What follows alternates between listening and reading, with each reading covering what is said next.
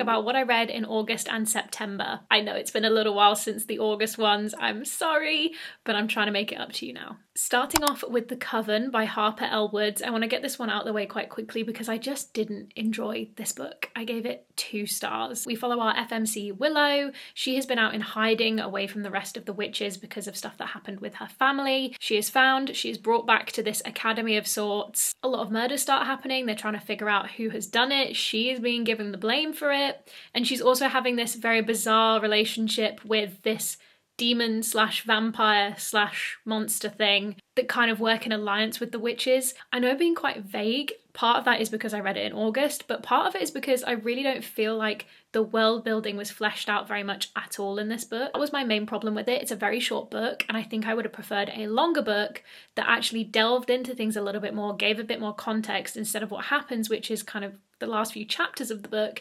We cram all of this information in and it's all a bit like, oh God, what's happening? Who's who? And it's just a lot. And I would have preferred a little bit of a slower reveal and to not have just rushed the ending. But let's go on to a witchy book that I did like, which was The Witch's Guide to Magical Innkeeping by Sangu Mandana. I absolutely loved her first book. This one is not a sequel in any way. It's a standalone, but I absolutely loved it.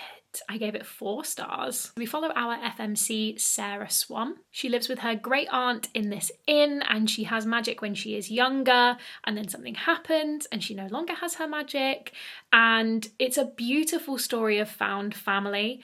I really love the representation in this book, not only of neurodiversities, of different kinds of families, but also different love interests and relationships.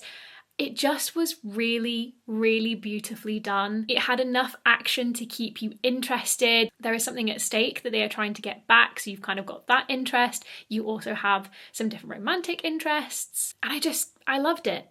It was a great, great book. Then I finally got around to reading The Pumpkin Spice Cafe by Laurie Gilmore. I gave this one 2.75 stars. I think it's a really nice book for cozy reading, for maybe holiday reading. Not a whole lot happens, but it's a good cozy seasonal romance book. It's not going to change lives, but it serves the purpose that it's there for. It's to be a cozy romance book, and it does that perfectly. And then Practice Makes Perfect by Sarah Adams. We read this for the book club. I loved it. Lots of other people didn't love it as much, but for me, it was a great little rom-com. If you can hear heavy breathing, the dog is now sitting next to me. She's being a little bit restless, so she is next to me now. It's the second in her Rome, Kentucky series. I recommend reading When in Rome first because it gives you a nice bit of context and you know who all the characters are. But this one follows Annie. So she is the sister of the MMC in the first book. She's just known as being this very sweet girl, very innocent, and she's kind of fed up of being that person. And then she meets Will, who is the bodyguard of the FMC of the first book. You will understand why she has a bodyguard when you read that book. But she meets him, she has a little bit of a crush on him, and they end up in this fake dating situation. I thought it was a really sweet book. I really loved the chemistry between Will and Annie. The main feedback that I got from my book club was that they wanted to see more of the dates. They wanted to see how Will teaches Annie to be more confident in herself and to kind of shrug off this sweet innocent thing that she doesn't want anymore. And I can understand why people want that. For me, it was kind of the perfect amount, but I can see why people didn't like it as much. So that's everything that I read in August, but moving on to September, speaking of fake dating, let's talk about Hannah Bonham Young's People Watching. So again, I gave this 4 stars. I really liked it. I really enjoy Hannah's writing in particular. I've read a couple of her other books. I've read Out on a Limb and Out of the Woods. Enjoyed both of those. As a huge lover of found family, this was the perfect book for me because it also includes that trope in it. I think that's probably one of my favourite tropes. But the story follows Prue, who's very inexperienced, she's never had a boyfriend before, and Milo, who's kind of the opposite of that. They're both going through these incredibly difficult things with their family. Prue's mum has early onset Alzheimer's, and Milo's family are really trying to come to terms with what they endured when they were children. I really love the chemistry between these two. I've seen a lot of reviews online of like, it's all very rushed and they didn't really like the romance elements of it. I don't know whether it's just that for me when I'm reading romance books, that's kind of my relaxing time. I'm not looking for anything too intense or too complex. So I always really enjoy quite a light romance book. Maybe we can tell that that's why I didn't like The Coven, because it was a dark romance. I thought this was really sweet. There were really lovely elements of it, and I don't know, I guess it's not very realistic because they're so very different, but when has a romance book ever really been realistic? Moving on to Long Live Evil by Sarah Rees Brennan, I gave this 2.75 stars, and I am actually devastated about that because I really wanted to love this book. The concept of it is so cool. Our main character, Ray, is a fan of these fantasy books. She reads them with her sister. She's very ill, and one day by her hospital bed, a mysterious woman comes along and says, I can put you into this series, and if you find this flower, you will be cured of your disease. It sounds amazing, right? It's every kind of fantasy book lover's dream to be in their novel of choice. I just think it was really overcomplicated. I really hated all of the different POVs. I would have just preferred it from Ray's perspective. There were too many characters, there was too much going on, and there were just these really long scenes where nothing really happened, but the characters were really just talking. So I don't know whether she was trying to capture the sense of a fantasy book where it gets very complicated and almost too overcomplicated, but it just felt confusing. There were times where I was just skimming over stuff because I was like, this is a whole conversation that is just, it's boring me and I want to get to like the action. It's such a cool concept. I don't quite understand how it didn't quite come together. I think it's part of a series, which I didn't realise when I picked it up, which was unfortunate because I would have liked that to have been a standalone and for it to come to a resolution at the end. It's such a shame.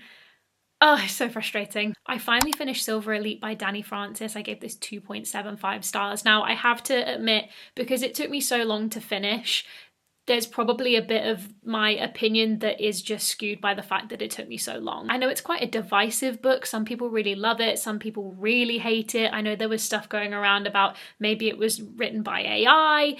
I don't really know what camp I sit in with this book. I gave it 2.75 stars, and I can't really tell you much more than that.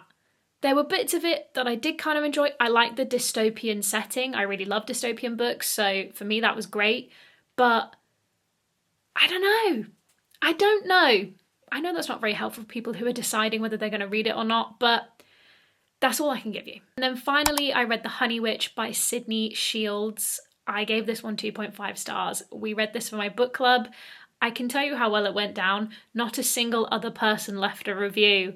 I don't think anybody else read this book other than me. I feel like this was the theme of all of the books that I read over the past 2 months, is that what sounds like a great concept was not executed properly because there was not enough world building. Follow Marigold Claude. She finds out that she's a witch and her grandma has come to take her back to this island that they must protect. She is a honey witch. The opposite of a honey witch is an ash witch. They're supposed to work together, but the ash witch, that's very difficult to say. The ash witch does not like the honey witch, is actively trying to attack them. This was another book where I feel like the pacing was a little bit off and everything was kind of crammed into the last few chapters. Overall, it wasn't a great 2 months of reading for me. I'm really hoping that with my autumn reading list, I can get a little bit more out of it and enjoy more of the books. I'm currently reading Uncharmed by Lucy Jane Wood, and I'm going to insert some clips somewhere in this vlog of me meeting her. I went to the Waterstones event in Nottingham. I've never been to a Waterstones event before.